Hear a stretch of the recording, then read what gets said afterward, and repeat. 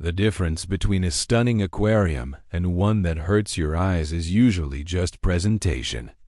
Most tanks don't look bad because of the fish. They look bad because of what is around them. Poor hardscape choices, chunky filters on display, exposed heaters, and those cheesy background posters taped to the glass don't do you any favors. Honestly, who keeps making those things? The good news is that fixing an ugly tank is easy. You don't need to tear it down or start over. The fastest makeover trick in the hobby is plants, real plants. Add the right greenery and your tank can jump from May to wow almost overnight. If you keep tropical fish, I'm about to show you a collection of fast-growing, low-effort plants that either live fully underwater or grow above the tank with their roots soaking in the water. These plants are fantastic for hiding dodgy hardscape, covering ugly equipment, and turning your aquarium into a lush green feature your friends will absolutely envy. Let's start with submerged aquarium plants. First up is a classic background stem plant, Ambulia. This plant grows tall, thick, and incredibly fast. In fact, it is one of the quickest growers we use in our display tanks at Nature Pets and Aquariums Blackburn, and it needs constant trimming. Because it grows so dense, it's perfect for concealing heaters, filters, and cables at the back of the tank. Just be prepared to cut and replant the trimmings regularly. Next is foxtail, also known as hornwort. This plant couldn't care less whether your tank is warm or cold. You can plant it in the substrate or let it float freely in the water. It might be a bit annoying to anchor at first, but once it takes off, it fills space fast. Its feathery stems spread outward, creating a thick green curtain that transforms a tank very quickly. Third on the list is watermilfoil, basically Ambulia's laid-back cousin. It's just as easy to care for, but grows a little slower. One big advantage is color variety. Milfoil comes in green, bronze, and even reddish tones, which helps break up the sea of green in planted tanks. Its growth pattern sits nicely between Ambulia and hornwort, making it a great middle ground option.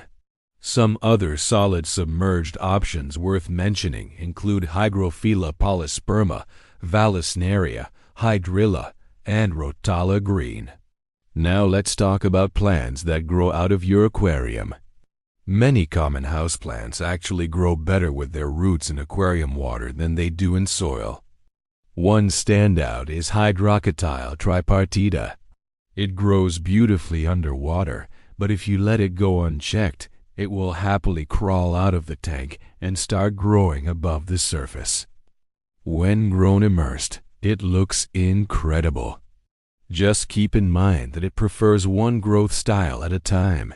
Submerged leaves will eventually die back if the plant switches to above water growth. Whether you grow it submerged, immersed, or both using separate plants, it's excellent for hiding tank edges and cables. Next is creeping fig. This plant can't grow underwater, but it grows so fast it barely matters. It's commonly seen climbing walls and fences outdoors, and it adapts just as easily to aquarium use.